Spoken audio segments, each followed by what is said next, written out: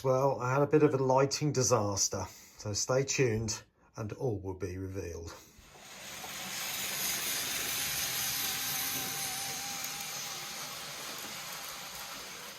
Oh, good evening everyone and welcome back to Piccadilly. Now, as you saw from last week, this is pretty much the scene that you saw at the end of the video, and I just about made the structure of the roof, glazed it and placed on top these pieces, which are still loose. Now, the only thing that I've done since then is to spray these top pieces silver or an aluminium frame colour, because that is the colour I think it is, looking at the pictures. The windows are obviously frosted, which, as I said before, I'm not going to be doing. I'm going to leave them clear so you can see inside. But I do want to give it as close an impression as possible and still be able to see inside as well. So anyway, let's crack on. So the next stage is to fit the cladding pieces, which is that big sort of S-shaped piece that I made last week. Again, you saw it on the computer. So let's have a look at that.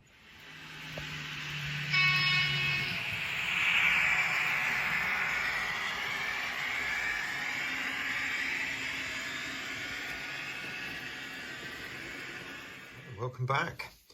So you can see now I've just gone ahead and stuck that roof section, the cladding, onto a piece of plastic card, or several pieces of plastic card overlapped, giving it a bit of a file around the outside, and that is then going to sit on there kind of like that. And the idea would then be to cut around these pieces to the shape all the way around, so that this will then sit flush up to the edge of that. All right, just to show you where I am now. So I've got the roof now painted up. I've got these portholes cut into it, and you can see I've painted it as well. Quite splattery and streaky.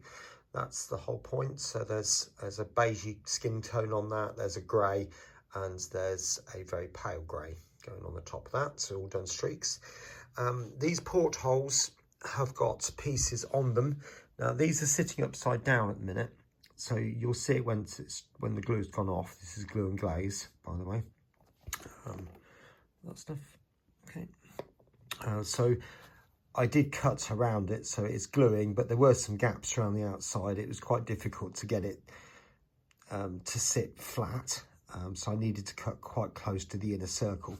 But what I've done is literally just take one of these bottles that sparkling water comes in, and you can see at this point here, you've got a dome. So I've tried to find a part where there is no sort of line, if you like, and just cut them out. So it's that. And also here you can see I've got these window frames. So again, I should do exactly the same. Glue those to the bottle on the domey section, and then when the glue's gone off, just cut them out and stick them on. And they're going to go sort of in these areas here. So there'll be one there, and then every other one until there's 5.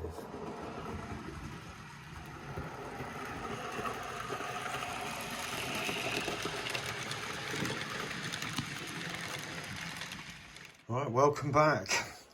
So you can see in front of you now, we've got the concourse roof, and you're looking at the bottom of it. It is pretty much done on the top side of it. I'm working now on the end gable, which will be at that end, the wall, if you like. But what I want to show you now is the fitting of the lights and what I've bought and how I'm going to go about doing that.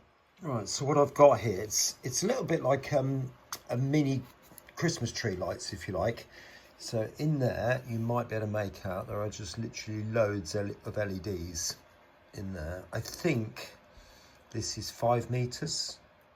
Right, so that works absolutely fine, and you can see I've cut off or unsoldered the bare end. I've just made a little loop in the wire just here to show me that that's the positive side, because obviously with LEDs you've got to get it the right way around. So as you can see, it was going fairly well. Although I did start off with super glue, I had to switch to hot weld glue with a glue gun just to get the wires to stick to the frame. But nevertheless, everything was going as it should. So I finished it all off and then took it up to the layout.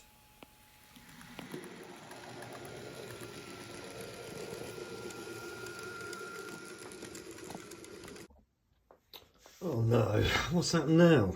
Well, that was a complete disaster, I have to say.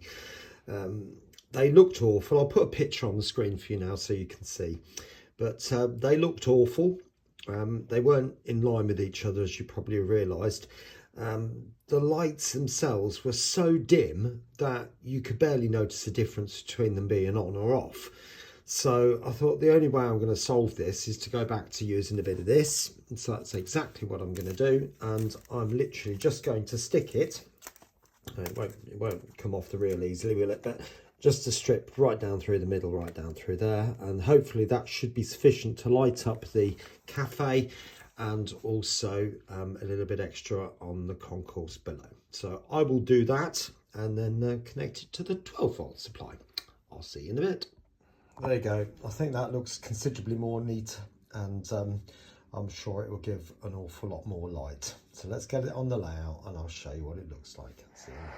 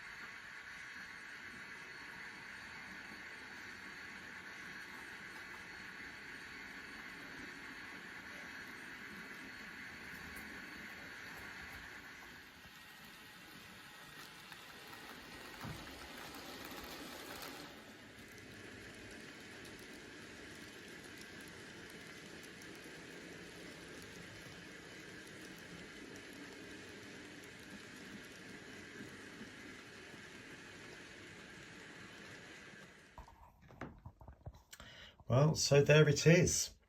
That's the roof almost done. Not quite, there's still one or two bits to do, but let me show you some of the things. Do need to put a strip coming down here to hide that wire, but I'll show you that in a minute. Now, just they've got these windows in, and if I can try and catch the light properly, you might be able to make out they are ever so slightly domed. Not sure it's going to show it. Yeah, maybe there a little bit. But that is from the side of a clear plastic bottle. And the same over there. Those portholes again, those windows are ever so slightly domed. Okay, and if I pull back, you can see inside structure as well. Now down to this bit. This is not finished by any means, but I wanted to get this fitted. Obviously it's the entrance, it needs signs fitting to it and generally needs a little bit of cleaning up.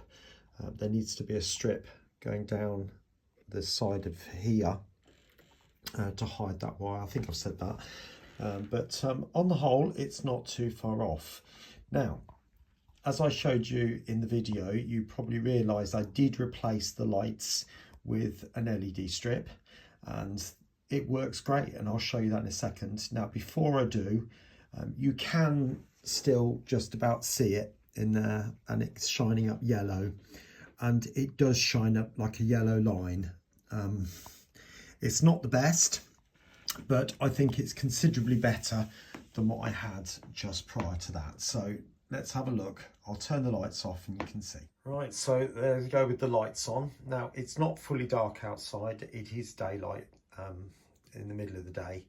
So it's not going to be as black as it would be at night time, but you can get the idea. So there you go with the lights on. So you can see what I mean by that yellow line. But like I said, I'm really not going to worry about it. I think it just adds a little bit more interest, to be honest. But let me take you across. So you can see clearly inside there now. And there's the cafe. So I'm quite pleased with the way that's come out. So you can see all inside there now. Okay. So if I give you a shot now from the doorway. So that would be a shot that you'd see as you enter the station from this Network Rail car park. Just take you a bit closer. I am going to lift the camera slightly so you can see there's a lot going on in there. I do need to fit people, and I'll probably do that soon.